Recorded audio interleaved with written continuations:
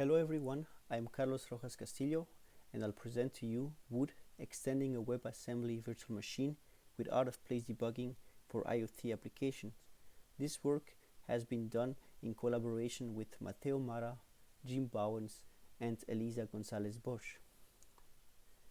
To understand the challenge in debugging IoT applications, it first helps to understand what are the characteristics of an IoT environment.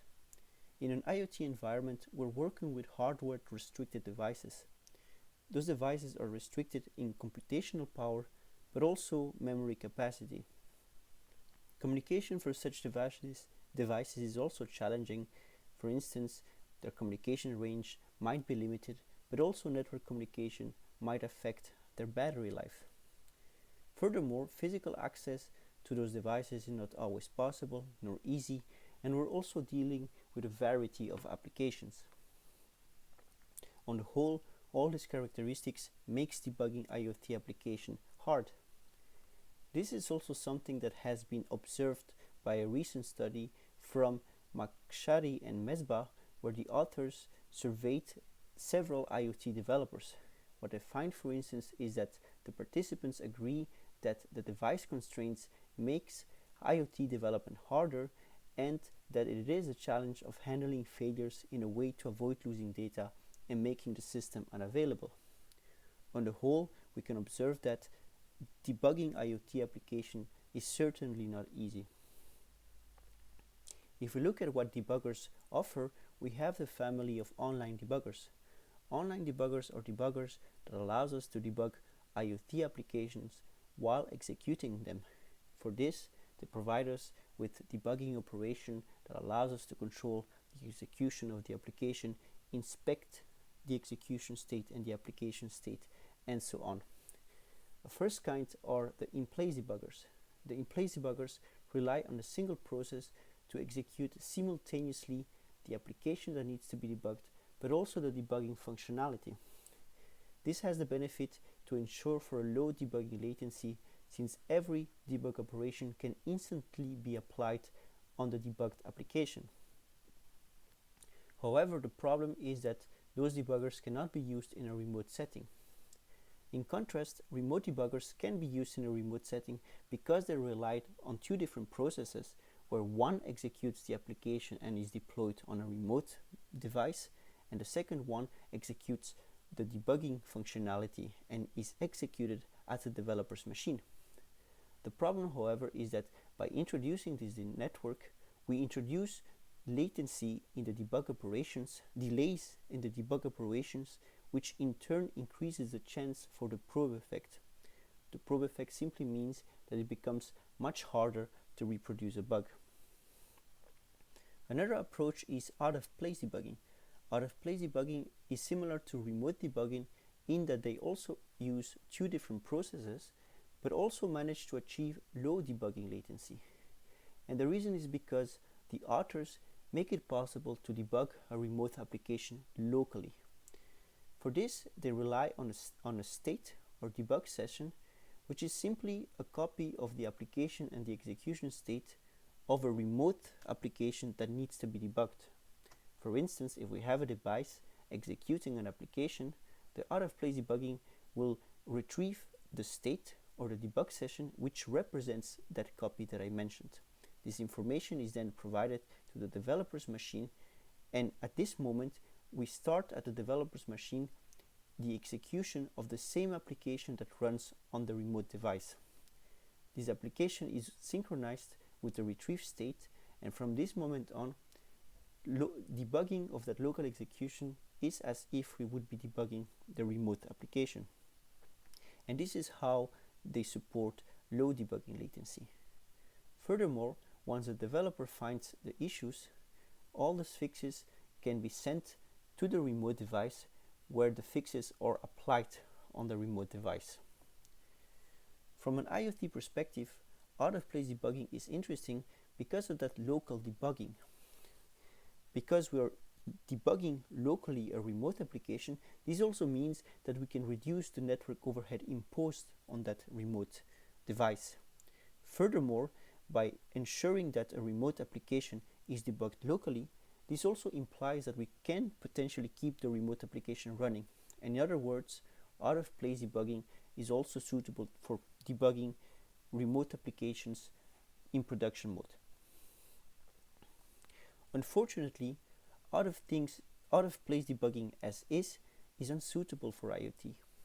And the reason is because out-of-place was not designed with IoT in mind. For instance, it doesn't take into account the fact that communication can be challenging for some IoT devices.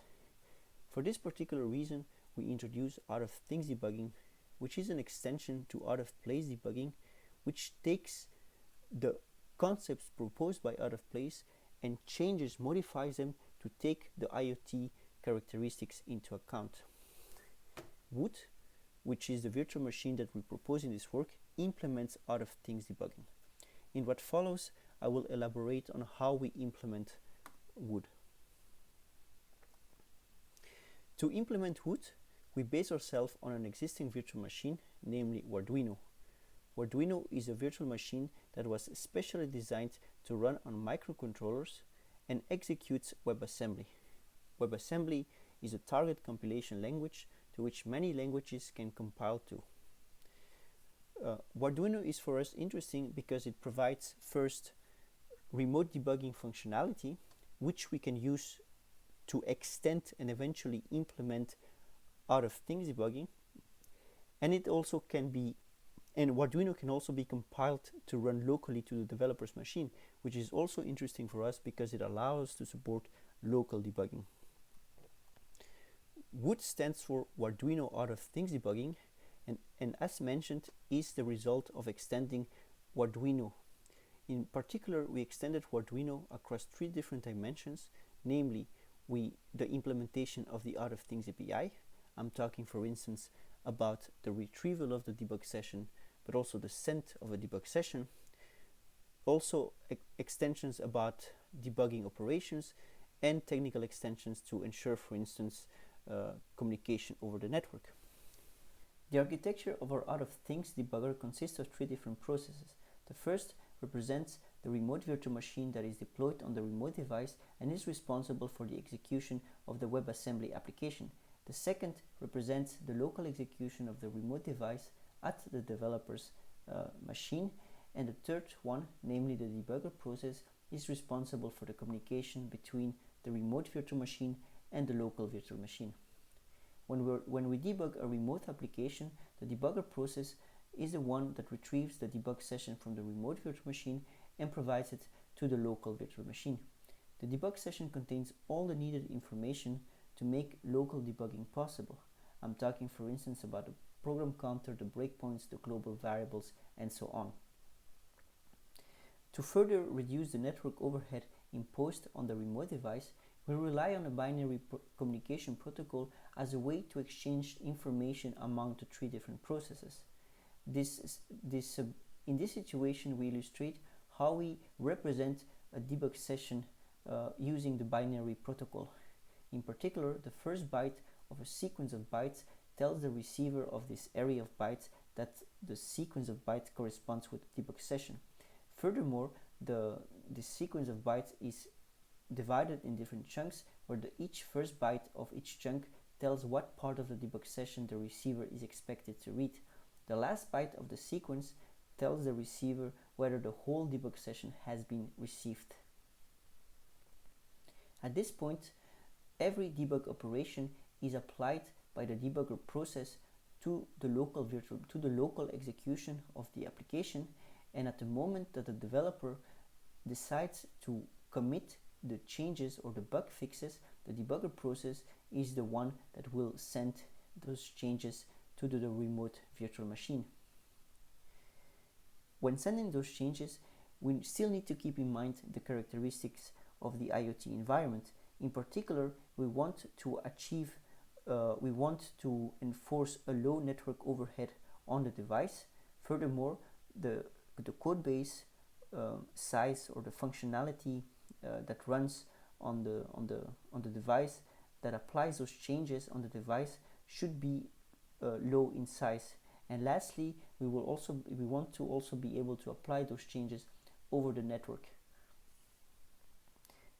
So applying those changes over the network is already possible, but for the other points, the idea is that when the developer makes changes at the source code, we recompile the whole IoT module, and the obtained bytes locally, we recompile the whole module locally at the developer side, and the obtained bytes are sent over the network to the device.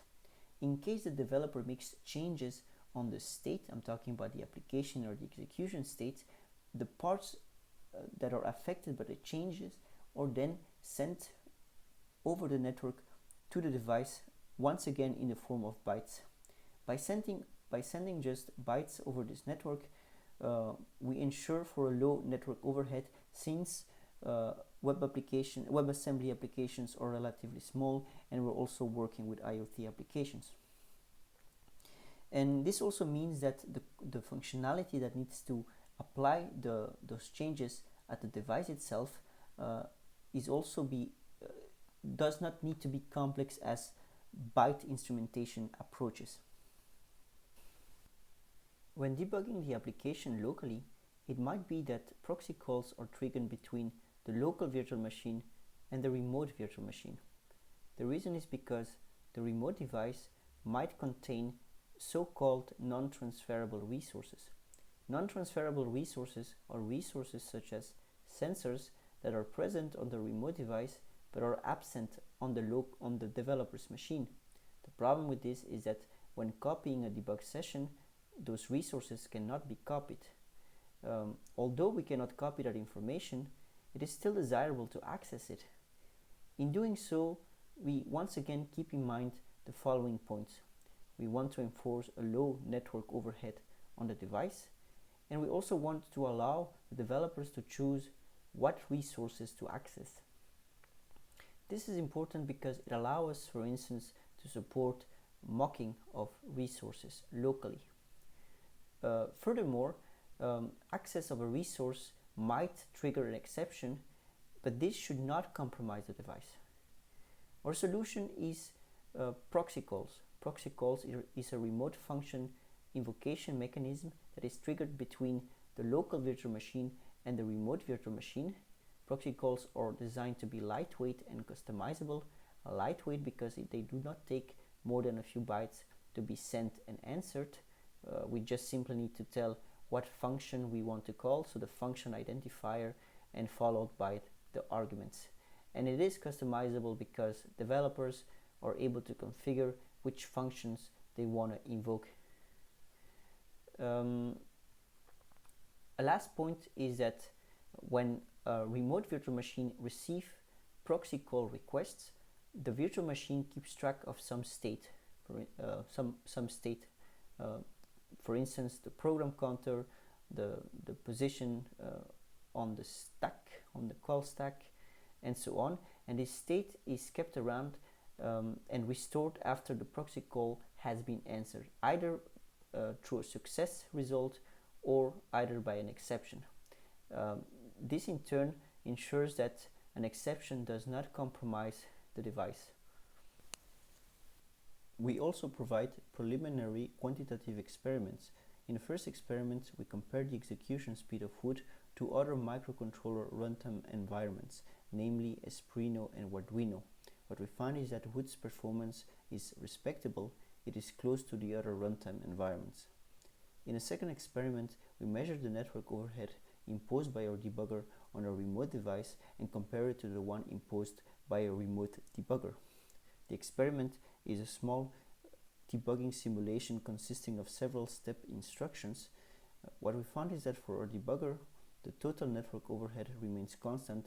This is because debugging with our debugger is mainly a local activity, whereas for the remote debugger, debugging is a remote activity that continuously affects the remote device, and this ensures that the total network overhead keeps increasing.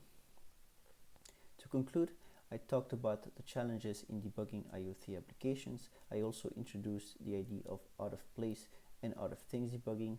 I provided early evidence about the success of our debugger. I also introduced Wood, or debugger that implements out-of-things debugging, and which is still a current work in progress. Thanks for listening.